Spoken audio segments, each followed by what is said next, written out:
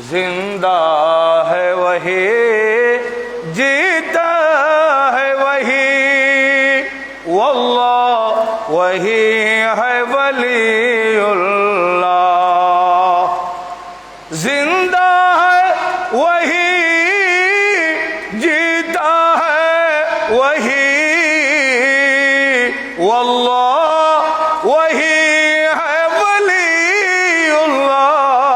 जिंदा है वही, जीता है वही, वल्लाह वही है वलीउल्लाह। जो इश्क़ नबी में रो रो कर, जो इश्क़ नबी में रो रो कर ये जान सी दौलत खोता है। जो इश्क़ नबी में रो रो कर ये जान सी दौलत खोता है। उपस्थित শ্রদ্ধাভাজন আরাকিন আঞ্জুমানে রহমানি আহমদিয়া সুন্নিয়া ট্রাস্ট বাংলাদেশ, মোহতারাম মোতাওয়াল্লি ও আরাকিন উত্তর জামে মসজিদ কমিটি, আরাকিন ও মেম্বারান গাউসিয়া কমিটি বাংলাদেশ এবং আমার প্রিয় এলাকা নাজিরপাড়া তথা দূর দূরান্ত থেকে পবিত্র জুমার নামাজ আদায় করার মানুষে এই বুজুর্গ মসজিদে জমায়েত হওয়া পরম শ্রদ্ধাভাজন মুসল্লিয়ানে কেরাম, বেরাদারান ইসলাম, আহবাবে তরিকত, বিশেষ করে পর্দার আড়ালে ওয়াজ ও নসিহত শ্রবণ করার লক্ষ্যে উজু কালাম করে অপেক্ষমান পর্দানসীন মা ও বোনেরা এবং যারা লাইভে আছেন কাছের দূরের দেশের প্রবাসের সম্মানিত দর্শক শ্রোতা, আমি আপনাদের প্রতি আবারও মাসনুন সালাম আরজ করছি। আসসালামু আলাইকুম ওয়া রাহমাতুল্লাহি ওয়া বারাকাতুহু। মহান রব্বুল আলামিনের আলিশান দরবারে লক্ষ কোটি শুকরিয়া। সরকারে দু জাহাঁ বায়সে কৌন মাকা রূহে ফিদা হো সাল্লাল্লাহু তাআলা আলাইহি ওয়া আলা আলিহি ওয়া সাহবিহি ওয়া সাল্লামার নূরানি দরবারে দরুদ ও সালামের হাদিয়া তোহফা নজরানা পেশ করার পর আপনাদের শুকরিয়া আদায় করতেছি। বড় ভক্তি মহব্বত আন্তরিকতা এবং ইখলাস নিয়ে পবিত্র মাহে জিলকাদাতুল হারাম শরীফের প্রথম জুমা আদায় করার মানুষে আপনারা জমায়েত হয়েছেন এবং হতে চলেছেন। আল্লাহু জাল্লা ওয়া আলা প্রত্যেকের উপস্থিতিকে কবুল আর মঞ্জুর করুন। সবাই বলুন আমিন। শ্রদ্ধাভাজন হাজরিন, চন্দ্র মাস আজ পবিত্র জিলকত মাসের প্রথম তারিখ। জুমার বয়ান চন্দ্র মাসের বিভিন্ন ঘটনা প্রবাহের সাথে সম্পৃক্ত, তাই জুমার খতিবগণ সেদিকে লক্ষ্য করে ওয়াজ ও নসিহত করে থাকেন। কিন্তু যে মাসগুলোতে এই ধরনের উল্লেখযোগ্য তেমন কোনো ঘটনা থাকে না, সেই মাসগুলোতে সমসাময়িক বিষয়ের উপর আলোচনা করা হয়। যেমন পবিত্র মুহররমুল হারামে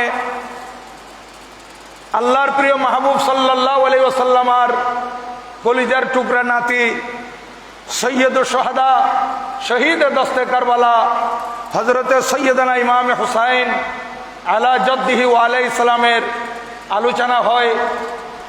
পবিত্র রবিউল আউয়াল শরীফের মাসে ঈদে মিলাদুন নবী সাল্লাল্লাহু আলাইহি ওয়াসাল্লামের উপর আলোচনা হয়। পবিত্র রবিউল সানি শরীফে শাহিন সাহেব বগদাদ রাদিয়াল্লাহু তাআলা আনহুর আলোচনা হয়। রজব মাসে পবিত্র মেরাজুর রজনী, মেরাজুন নবী সাল্লাল্লাহু আলাইহি ওয়াসাল্লামের উপর এবং সাথে সাথে হুজুর খাজা গরিব নওয়াজ রাদিয়াল্লাহু তাআলা আনহুর উপর আলোচনা হয়। মাহে রমজান মুবারকে রোজা, যাকাত এবং ইবাদত সম্পর্কিত আলোচনা হয়। জিলহজ মাসে হজ এবং কোরবানির উপর আলোচনা হয়, কিন্তু যে কয়েকটি মাস, সফর মাস, জিলকদ মাস, এইভাবে জমাদিল আউয়াল, জমাদিল সানি, এই মাসগুলোর মধ্যে কিছু ঘটনা থাকলো, সেই ঘটনার পাশাপাশি সমসাময়িক বিষয়ের উপর আলোচনা হয়।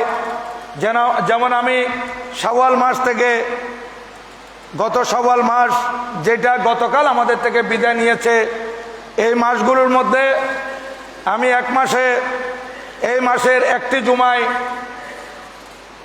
কবরের অবস্থা সম্পর্কে আলোচনা করেছিলাম, একটি জুমায় মাযহাব সম্পর্কে আলোচনা করেছিলাম, কারণ এটা বড় গুরুত্বপূর্ণ বিষয় এবং সমসাময়িক বিষয় যে মাযহাবের বিরুদ্ধে কথা বলা হচ্ছে।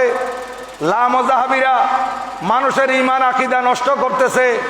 এই সময় মাযহাব সম্পর্কে মুসল্লিগণকে অবহিত করা, জানান দেওয়া, মাযহাব সম্পর্কে আলোচনা করা, এটা খুব বেশি গুরুত্বপূর্ণ বিধায় আলোচনা করেছিলাম।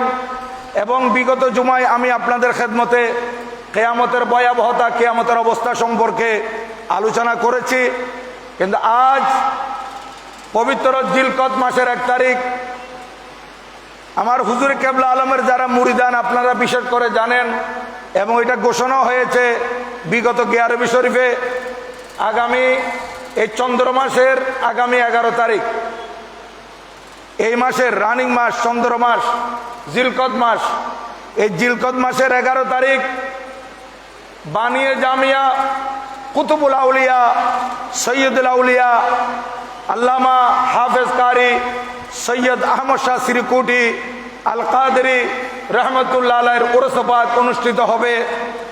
আর বিশেষ করে এই বানিয়ে জামিয়া কুতুবুল আউলিয়া, এই জামিয়া প্রতিষ্ঠা করার আগে আল্লাহর প্রিয় মাহবুব সাল্লাল্লাহু আলাইহি ওয়াসাল্লামের পক্ষ থেকে কোন জায়গায় মাদ্রাসা প্রতিষ্ঠা করবে, কোন জায়গায় কোন স্থানে মাদ্রাসা প্রতিষ্ঠিত হবে, এই সেই বিখ্যাত দিনী প্রতিষ্ঠান, এই জায়গা আগেই হুজুর কেবলাকে দেখানো হয়েছিল। যার কারণে হুজুর কেবলা বানিয়ে জামিয়া কুতুবুল আউলিয়া আলে রসুল আল্লামা হাফেজ সৈয়দ আহমদ শাহ সিরকুটি রাদিয়াল্লাহু তাআলা আনহু বলেছিলেন, এমন একটা জায়গা চাই। যখন ভাইয়েরা বিভিন্ন জায়গা দেখিয়েছিলেন, বিভিন্ন স্থানে নিয়ে গিয়েছিলেন, বলেছিলেন এমন একটা জায়গা আমি চাই, মসজিদ বি হো তালাব বি হো, যে জায়গার মধ্যে একটা মসজিদ থাকবে এবং সাথে একটা পুকুর থাকবে। তো মসজিদ এবং পুকুর, এইটা তো অনেক মসজিদ আছে, মসজিদের পাশে পুকুর তো আছে, কিন্তু হুজুর বলেছিলেন শহর বি না হো গাঁও বি না হো, এটা একেবারে পরিপূর্ণ শহরও হতে হবে না, গ্রামও হতে পারবে না, এমন একটি জায়গা আমি চাই। কারণ এই জায়গাটা হুজুরকে আগে দেখানো হয়েছিল। যখন এইখানে নিয়ে আসা হয় তখন হুজুর কেবলা বলেছিলেন, হ্যাঁ এটা ওই জায়গা যেটা আমাকে দেখানো হয়েছিল। তাহলে দেখেন, ইয়া রাসূলুল্লাহ সাল্লাল্লাহু আলাইহি ওয়াসাল্লাম,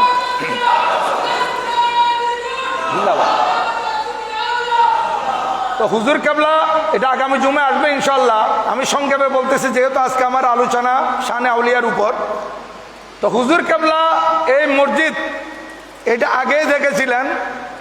আর যখন জায়গা দেখানো হচ্ছে, এই প্রতিষ্ঠান এশিয়া বিখ্যাত দ্বীনি প্রতিষ্ঠান, এটা 1954 সালে চালু হলো। এটার কার্যক্রম এবং এটার ভিত্তিপ্রস্তর এবং এটা প্রস্তুত করা, এটা আরো আগে থেকে শুরু হয়েছিল।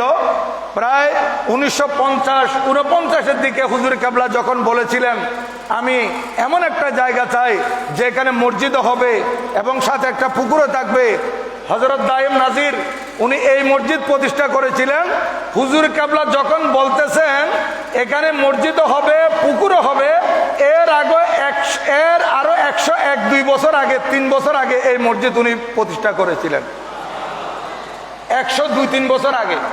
দেখেন, তাহলে এই মসজিদ প্রতিষ্ঠা হয় 1846 খ্রিস্টাব্দে। তাহলে হুজুর জায়গা তালাশ করতে বলতেছেন 50-এর দিকে, 1950-এর দিকে।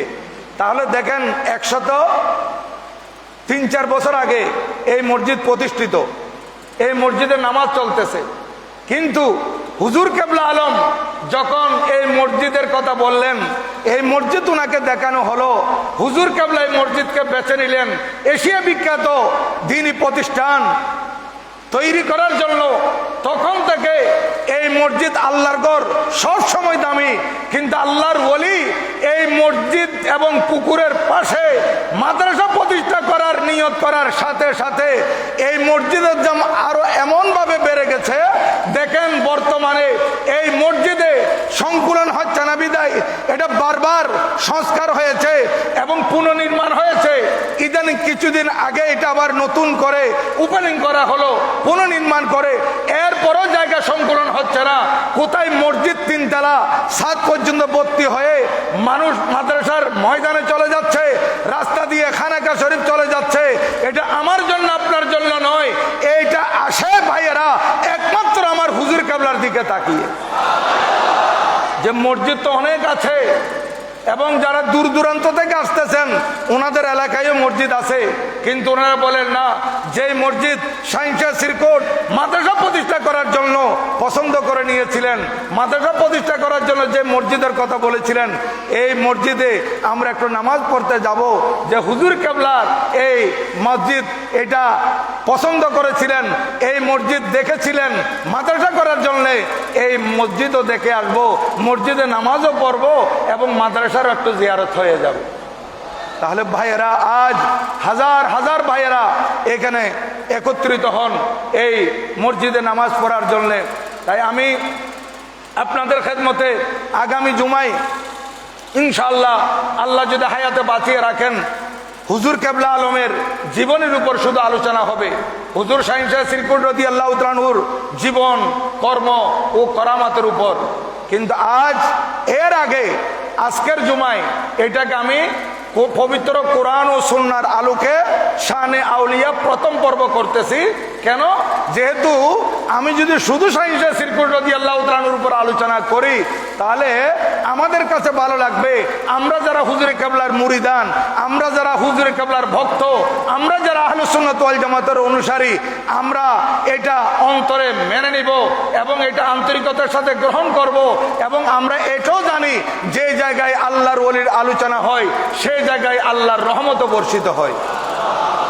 কিন্তু আমাদের দেশে কিছু বাতিলপন্থী আছে যারা আল্লাহর ওলির আলোচনা করলে তাদের গায়ে জ্বালা পোড়া শুরু হয়, আল্লাহর ওলিগণের আলোচনা সহ্য করতে পারে না। কি হয়েছে তাদের? পবিত্র কোরআনুল কারীম আল্লাহ পাক আল্লাহর ওলিগণের আলোচনা করেছেন কিন্তু তাদের কাছে সহ্য হচ্ছে না। হাদিসে পাকের মধ্যে আল্লাহর ওলিগণের আলোচনা এসেছে কিন্তু এই বাতিলদের সহ্য হয় না। আর আমরা যখন আল্লাহর ওলির আলোচনা করি তখন তারা আমাদের উপর অপবাদ দেয় আমরা নাকি মাজার পূজারী। বড় করে বলুন নাউজুবিল্লাহ। এরা কত বড় মূর্খ, কত বড় জাহেল, কত বড় জ্ঞান পাপী। দেখেন মাজার শব্দের অর্থই হচ্ছে জিয়ারতের স্থান। মাজার আমরা বলি না, মাজার শব্দের বাংলা অনুবাদ কি? জিয়ারতের স্থান।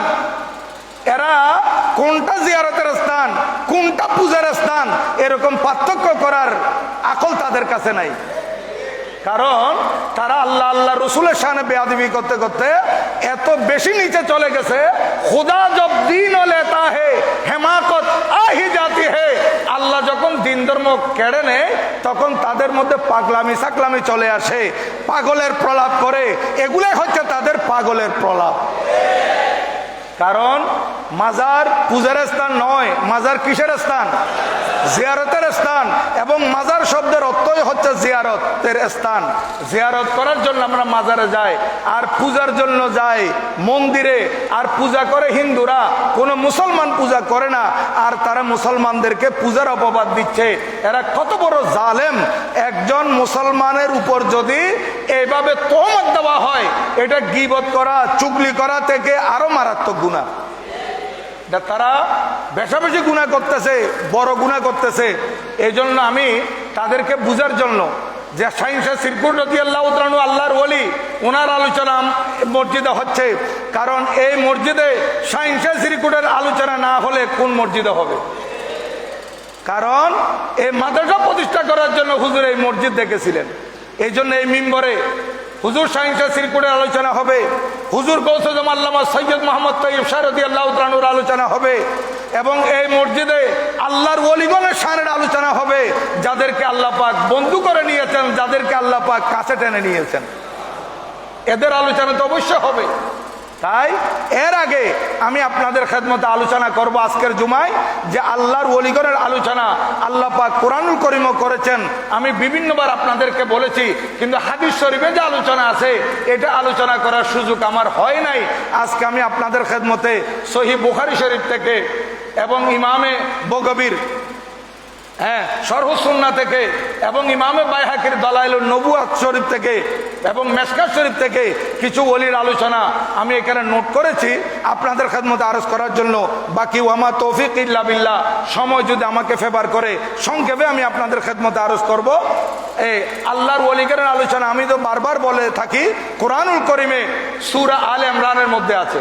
আমি যে আয়াত তেলাওয়াত করেছি সেখানে আল্লাহর ওলির শান, সূরা আলে ইমরান 3য় পারা এবং সূরা নম্বরও 3য়, 35 নম্বর আয়াত থেকে 39 নম্বর আয়াত পর্যন্ত তেলাওয়াত করে অনুবাদ করবেন, সেখানে আল্লাহর ওলির শান আছে। সূরা ইউনূস শরীফের 62, 63, 64 নম্বর আয়াত তেলাওয়াত করবেন, সেখানে আল্লাহর ওলির পরিচয়, আল্লাহর ওলির মর্যাদা, আল্লাহর ওলির শান আল্লাহ পাক বর্ণনা করেছেন সূরা ইউনূস 11তম পারা।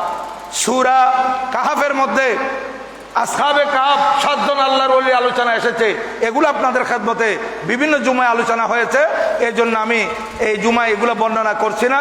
এবং সাথে রাতে হযরতে মূসা আলাইহিস সালামের সাথে হযরতে খিজর আলাইহিস সালামের আলোচনা এসেছে, হযরতে সাইয়্যিদানা সুলতান যুলকারনাইনের আলোচনা এসেছে কোরআনুল কারীমের সূরা কাহাফের 83 নম্বর আয়াত থেকে একেবারে 99 নম্বর 100 নম্বর আয়াত পর্যন্ত।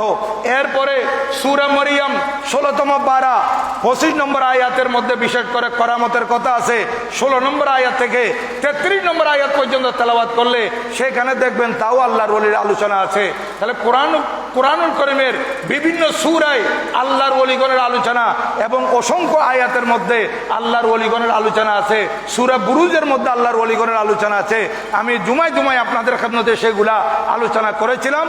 আজ আপনাদের খেদমতে আল্লাহর পেয়ারা মাহবুব সাল্লাল্লাহু আলাইহি ওয়াসাল্লামের সাহাবায়ে কেরাম যে এবং আল্লাহর ওলিগণের যে আলোচনা হাদিসে পাকে এসেছে, সাহাবায়ে কেরাম প্রতিজন সাহাবী আল্লাহর ওলি। এই কথা মনে রাখবেন, প্রত্যেক ওলি সাহাবী নন, কিন্তু প্রত্যেক সাহাবী ওলি, প্রত্যেক সাহাবী ওলি। তো সাহাবায়ে কেরামের আলোচনা, তাবিঈনের আলোচনা, ওলিগণের আলোচনা আল্লাহর নবীজি বর্ণনা করেছেন, সাহাবায়ে কেরাম বর্ণনা করেছেন, হাদিসে পাকে এসেছে। সেখান থেকে আমি সংক্ষেপে আপনাদের খেদমতে আলোচনা করতেছি। আন আনাস রাদিয়াল্লাহু তাআলা আনহু আন্না উসাইদ বিন হুদাইর ওয়া আব্বাদ বিন বিশর রাদিয়াল্লাহু তাআলা আনহুমা তাহাদ্দাসা ইনদান নবী সাল্লাল্লাহু আলাইহি ওয়াসাল্লাম ফি হাজাতিন লাহুমা। হযরত সাইয়্যিদানা আনাস বিন মালিক রাদিয়াল্লাহু তাআলা আনহু, যার উপাধি হচ্ছে খাদিমে রাসূল, উনি একেবারে 8 বছর বয়স থেকে আমার নবীজির দরবারে খেদমত করেছেন। উনি কন্টিনিউ 10 বছর একাধারে নবীজির দরবারে খেদমত করেছেন। হযরত সাইয়্যিদানা আনাস বিন মালিক রাদিয়াল্লাহু তাআলা আনহু উনি বলতেছেন, আমার নবীজির দরবারে 2 জন সাহাবী, একজন হযরত উসাইদ বিন হুদাইর, আরেকজন হচ্ছেন হযরত আব্বাদ বিন বিশর রাদিয়াল্লাহু আনহুমা। এই 2 জন নবীজির দুয়ারে এসেছিলেন, নবীজির দ্বারস্থ হয়েছিলেন এবং নবীজির দরবারে এসে রাত্রিবেলা উনি কথা বলতেছিলেন। তাহাদ্দাসা, এই 2 জন ইনদান নবী সাল্লাল্লাহু আলাইহি ওয়াসাল্লাম, ওনাদের কোনো প্রয়োজনে নবীজির দরবারে আলোচনা করতেছিলেন। হাত্তা যাহাবা মিনাল লাইলি সাআতুন আই সাআতুন তাবিলাতুন, ওনারা আলোচনা করতে করতে সময় বেশি লেগেছে, রাত গভীর হয়ে গেছে। নবীজির দরবারে এই সমস্যা নিয়ে আলোচনা করতে করতে রাত গভীর হয়ে গেছে। এখন আলোচনা যখন শেষ হলো, ওনারা তো বাড়ি চলে যাবেন, কিন্তু রাবি হাদিস হযরত সাইয়্যিদানা আনাস বিন মালিক রাদিয়াল্লাহু তাআলা আনহু বলতেছেন, ফিল লাইলি শাদীদাতুজ জুলমা, ওই রাত্রি ছিল ঘোর অন্ধকার। আমরা অমাবস্যার রাত বলি আর কি, অন্ধকার রাত, খুব বেশি অন্ধকার ছিল। এখন অন্ধকারের মধ্যে পথ চলবে কি করে? এক হাত দেখা যাচ্ছে না, কিচ্ছু দেখা যাচ্ছে না, পথ চলা তো মুশকিল। এখন ওনারা দুইজন গন্তব্যে ঘরে যাওয়ার জন্য সুম্মা খরাজা, ওনারা দুইজনে বের হয়েছেন মিন ইনদি রাসূলিল্লাহি সাল্লাল্লাহু আলাইহি ওয়াসাল্লাম, আমার নবীজির দরবার থেকে। ইয়ান কালিবান, একত্রে দুজন বের হয়েছেন।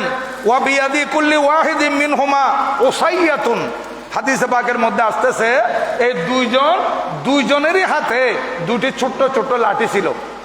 ওসাইয়া এটা তসগীর।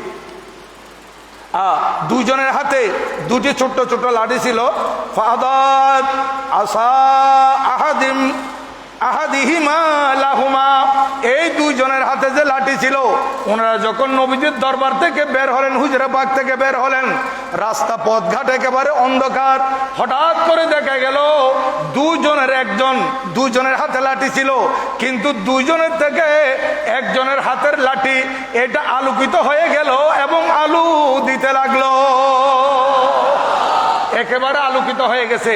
আমরা যেমন অন্ধকারের মধ্যে টর্চ দিয়ে আমরা পথ চলি, এইরকম একেবারে আলোকিত হয়ে গেছে লাঠিটা। লাঠি থেকে নূর বের হচ্ছে, রাস্তা একেবারে পরিষ্কার হয়ে গেছে। ওরা দুইজনেই চলতে লাগলো। চলতে চলতে চলতে চলতে যেমন মনে করেন দুই বন্ধু একসাথে বিবিরাট থেকে এই রাস্তা দিয়ে আসতেছে একসাথে পথ চলতেছে। যখন খানাকা শরীফ পার হবে, রাস্তা দুই দিকে যখন গেছে, দুইজনের বাড়ি যদি দুই দিকে হয়, একজন উত্তর দিকে যাবে আর একজন দক্ষিণ দিকে যাবে।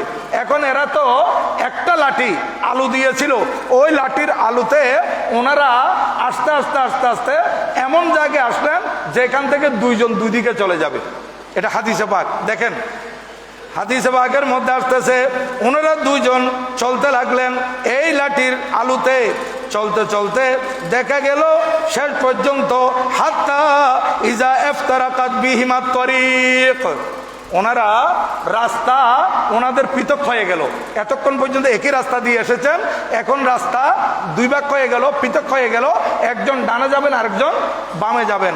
এখন একজনের হাতে না লাঠি আলু দিচ্ছে, উনি যেতে পারবেন, দ্বিতীয় জন কি করবে? দ্বিতীয় জনের হাতও লাঠি ছিল, কিন্তু ওইটাতে আলু ছিল না। প্রথম জনে একজনের লাঠি আলু দিচ্ছিল, এই আলুতে দুইজনে আসছিলেন।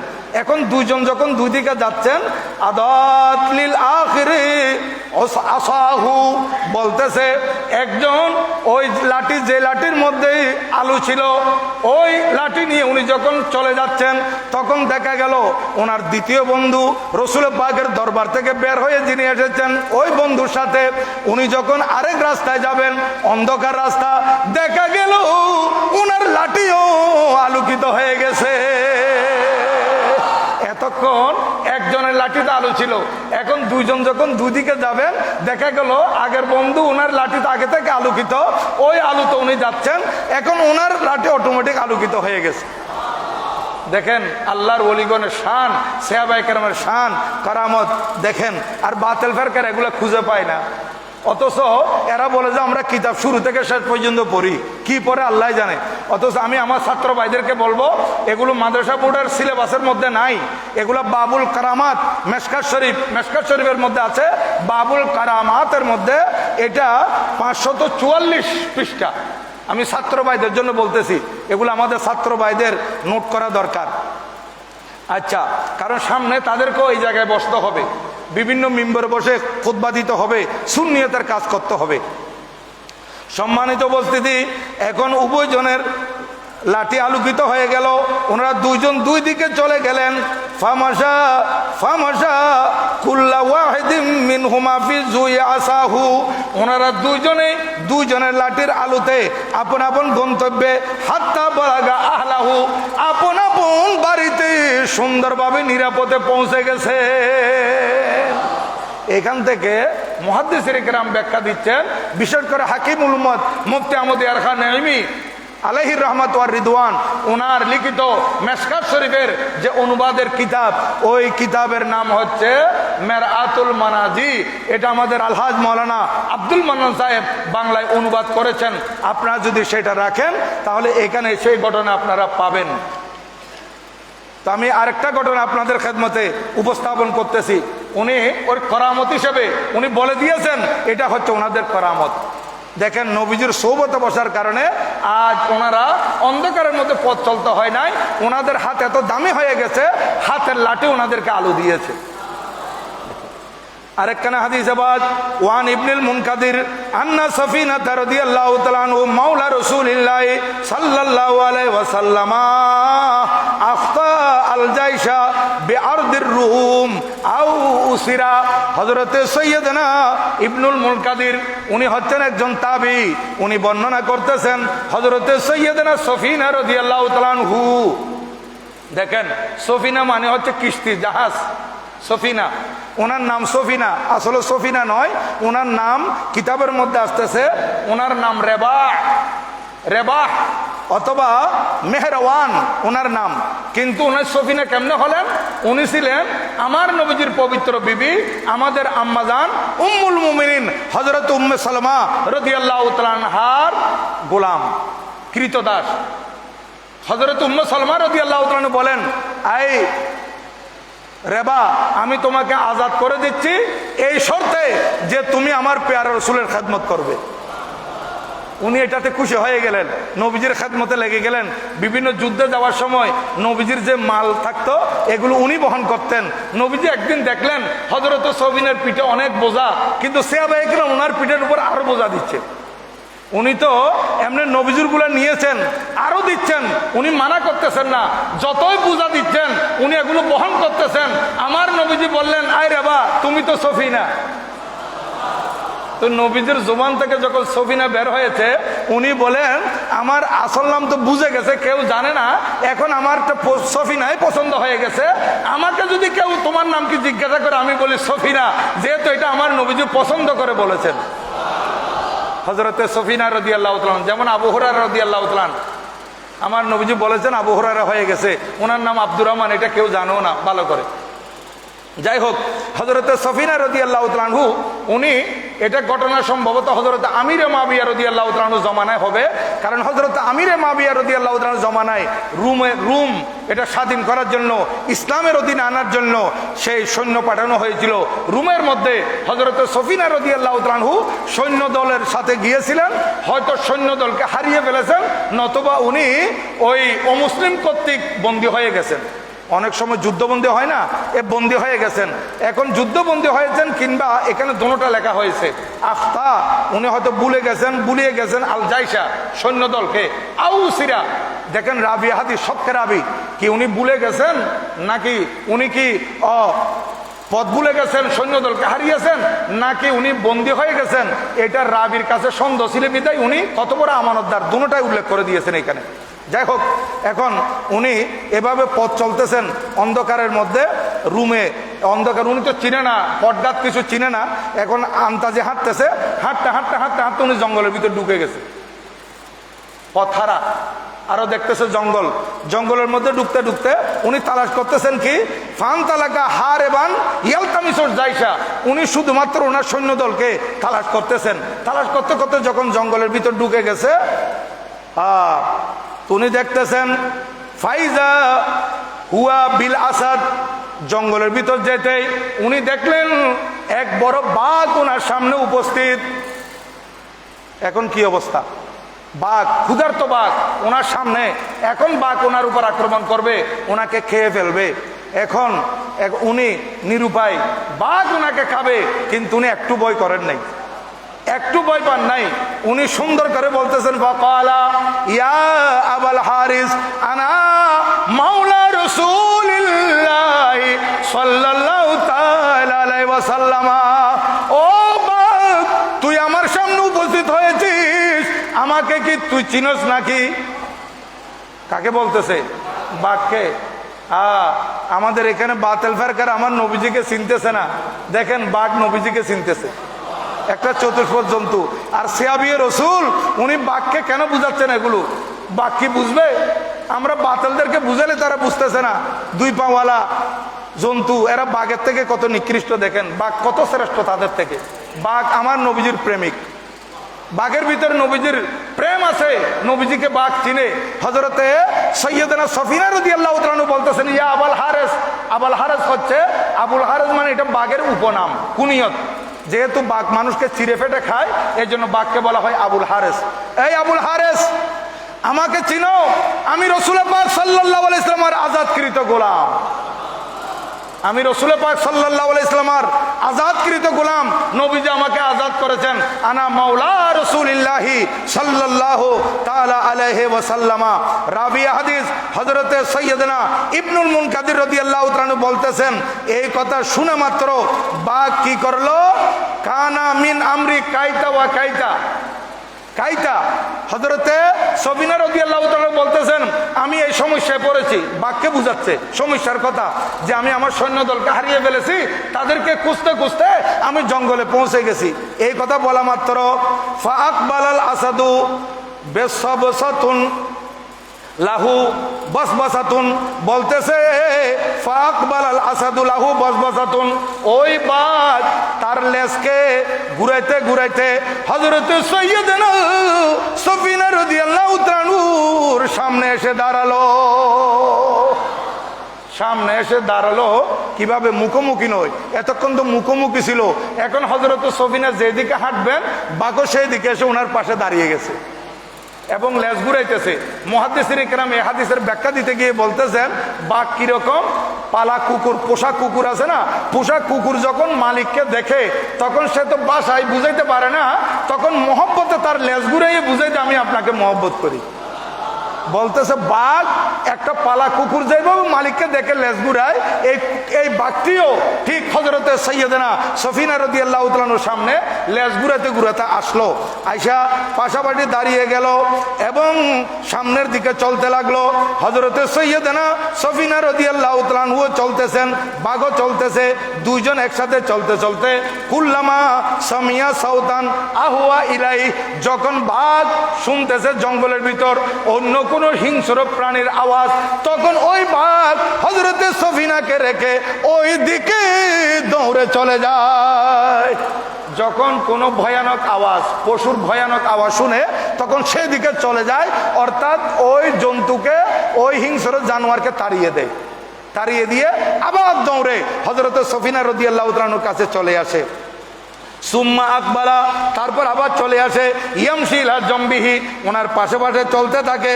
হাত্তা বালাগাল জাইশা, এমনকি হাঁটতে হাঁটতে হাঁটতে হাঁটতে হযরত সফিনা রাদিয়াল্লাহু তাআলা এই পর্যায়ে ওনার সৈন্য দলকে পেয়ে গেছে।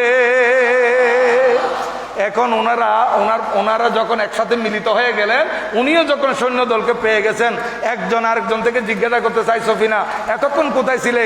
তুমি আমাদেরকে হারিয়ে ফেলেছো, আমরাও তোমাকে খুঁজেছি। ইনিও বলতেছে আমি খুঁজতে খুঁজতে এই পর্যন্ত আসছি। যখন উনি সৈন্য দলকে পেয়ে গেছেন, বলতেছে সুম্মা রাজা আল আসাদ, তারপর বাঘ আবার জঙ্গলের ভিতর চলে গেল। তাহলে এর চাইতে বড় করামত আর কি হতে পারে? একটা হিংস্র বাঘ যেখানে মানুষকে খাবে, মানুষকে চিরে ফেটে একেবারে শেষ করে দিবে, মানুষের রক্ত চুষে নিবে, সেই বাঘ নবীজির গোলাম পরিচয় দেওয়ার সাথে সাথে নবীজির গোলামের খেদমত করতেছে এবং নবীজির গোলামকে পথ দেখিয়ে দিচ্ছে, এবং অন্য কোনো হিংস্র প্রাণী যাতে ওনার উপর আক্রমণ করতে না পারে এই বাঘ সেই ব্যবস্থা করেছে বারবার। দেখেন, এগুলো হাদিসে পাকের থেকে এনেছি। এটা মেশকাত শরীফ 445 পৃষ্ঠার মধ্যে আছে এবং সাথে সাথে ইমামে বগবীর শরহ সুন্নাহর মধ্যে হাদিস খানা আছে। আরেকখানা হাদিস আপনাদের খেদমতে আমি আলোচনা করব। আন ইবনে উমারা রাদিয়াল্লাহু তাআলা আনহুমা আন্না উমারা বাসা জাইশান ওয়া আমারা আলাইহিম রাজুলান ইউদা সারিয়া। হযরত সাইয়্যিদানা উমর ইবনুল খাত্তাব রাদিয়াল্লাহু তাআলার জমানায় উনি এক সৈন্য দলকে নেহাওয়ান্দের দিকে পাঠাচ্ছিলেন। আফগানিস্তান অথবা ফারসের মধ্যে একটা জায়গা নেহাওয়ান, ওখানে ওই পাহাড়ি এলাকা, ওই মানুষদের মধ্যে ইসলাম প্রচার করার জন্য হযরত সাইয়্যিদনা সারিয়া রাদিয়াল্লাহু তাআলা ওনাকে প্রদান করে সৈন্যদল পাঠাচ্ছেন। ওখানে ওই সৈন্যদলের প্রধান এক ব্যক্তিকে করে দিলেন ইউদা সারিয়া, যাকে সারিয়া বলা হয়। ফাবাইনামা উমারু ইয়াখতুবু ফাজালা ইয়াসিহু। হযরত সাইয়্যিদনা আব্দুল্লাহ ইবনে উমর রাদিয়াল্লাহু তাআলা আনহুমা বলতেছেন, একদিন হযরত উমর রাদিয়াল্লাহু তাআলা এইভাবে মিম্বরে খুতবা দিচ্ছিলেন মসজিদে নববী শরীফে। মিম্বরে খুতবা দিচ্ছেন মসজিদে নববী শরীফে, আর ওই সৈন্যদল যুদ্ধ করতে গেছেন, ইসলাম প্রচার করবেন, তারা না মানলে সেখানে যুদ্ধ হবে। যুদ্ধ করতে গেছেন 1 মাসের দূরত্বের পথ, পায়ে হেঁটে গেলে 1 মাস লাগে।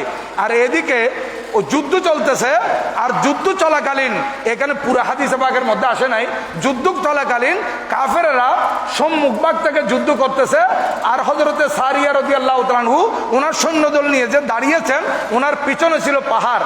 এখন এই কাফের সৈন্যরা কিছু সামনে আছে, আর কিছু তারা চতুরামি চালাকি করে পাহাড়ের পিছন দিকে এসে পাহাড়ের উপর উঠে গেছে।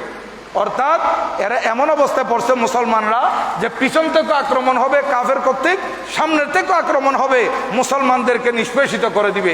এমত অবস্থায় হযরতে ফারুক আজম রাদিয়াল্লাহু তাআলা আনহু মসজিদে নববী শরীফের মিম্বরে খুতবা দেওয়া অবস্থায় 1 মাসের দূরের পথে সবকিছু দেখতেছেন, উনি সব দেখতেছেন। আজ দেখেন বিজ্ঞান যে উন্নতি লাভ করতেছে, আমার কাছে একটা অ্যান্ড্রয়েড সেট আছে, সেখানে যদি ডাটা থাকে অথবা ওয়াইফাই সংযোগ থাকে, আপনি চট্টগ্রামের ইন্ডাস্ট্রিতে কি হচ্ছে না হচ্ছে, আপনার ঘরের ভিতর সিসি ক্যামেরা আছে কি হচ্ছে না হচ্ছে, আপনি আমেরিকা থেকে দেখতে পারবেন না? মোবাইলে দেখতে পারবেন কিনা? অবশ্যই দেখতে পারবেন। সৌদি আরব থেকে ঘরের মধ্যে দেখে দেখে কথা বলতেছেন, মোবাইলে সব কিছু দেখা যাচ্ছে। তাহলে দেখেন এগুলো গবেষণা করতেছে আল্লাহর ওলিদের করামত থেকে, বৈজ্ঞানিকরা গবেষণা করতেছে। হযরতে ফারুক আজম রাদিয়াল্লাহু তাআলা আনহু মিম্বর রাসূল থেকে দাঁড়িয়ে যদি 1 মাসের পথে সব দেখতে পারে, বৈজ্ঞানিকরা গবেষণা করতেছে কিভাবে দেখতে পারে। তাহলে আমরা বৈজ্ঞানিকরা গবেষণা করে আমরাও দেখানোর ব্যবস্থা করব, ওদের পদ্ধতি আর ফারুক আজম রাদিয়াল্লাহু তাআলা আনহু দেখার পদ্ধতিটা ভিন্ন। ওরা আমাদেরকে স্যাটেলাইটের মাধ্যমে, মোবাইল দিয়ে, অ্যান্ড্রয়েড সেট দিয়ে আমাদেরকে দেখাচ্ছে, আর আল্লাহর ওলিদেরকে আল্লাহ পাক সুবহানাহু ওয়া তাআলা বেলায়েতের রাডার ফিট করে দিয়েছেন, ওইটা দিয়ে ওনারা দেখতেছে। আমাদের কাছে যেগুলো আছে এটা বৈজ্ঞানিকের বানানো, আর আল্লাহর ওলিদের কাছে যেটা আছে এটা আল্লাহর কুদরতের হাতে দেওয়া। ওইটার পাওয়ার তার 1000 কোটি গুণ বেশি হবে, লক্ষ কোটি গুণ বেশি হবে, এটার তো কোনো তুলনা হবে না। কিন্তু আমাদের দেশে বাতিল ফেরকারা বৈজ্ঞানিকের বিজ্ঞান মানতেছে, বৈজ্ঞানিকের গবেষণা মানতেছে, যেহেতু এগুলো সামনে পাচ্ছে, আর আল্লাহর ওলিদের করামত মানতেছে না। দেখেন হযরতে সৈয়দনা উমর ইবনুল খাত্তাব রাদিয়াল্লাহু তাআলা আনহু উনি আওয়াজ করলেন, ইয়াসিহু ইয়া সারিয়া, ইয়া সারিয়া আল জাবাল। হযরতে ফারুক আজম রাদিয়াল্লাহু তাআলা আনহু খুতবা দেওয়ার কালে হঠাৎ করে একটা শব্দ বলে ফেললেন, ইয়া সারিয়া আল জাবাল, ও সারিয়া পাহাড়, ও সারিয়া পাহাড়। অর্থাৎ পাহাড়ের দিকে দেখো, তোমরা তো সামনের দিকে যুদ্ধ করতেছো, পিছনে তোমাদের খেয়াল নাই, পিছনের দিকে তোমরা লক্ষ্য করতেছো না, পিছন থেকে কাফের সৈন্য তোমাদের উপর ঝাঁপিয়ে পড়বে, তোমরা কোথায় যাবে, একটু পিছের দিকে দেখো। হযরতে সারিয়া বলেন, এই ফারুক আজম রাদিয়াল্লাহু তাআলা আনহু মিম্বরে রাসূল থেকে যে আওয়াজ দিয়েছেন, এই আওয়াজ 1 মাসের দূরত্বের মধ্যে আমি সারিয়া স্পষ্টভাবে শুনেছি। সুবহানাল্লাহ। দেখেন হযরতে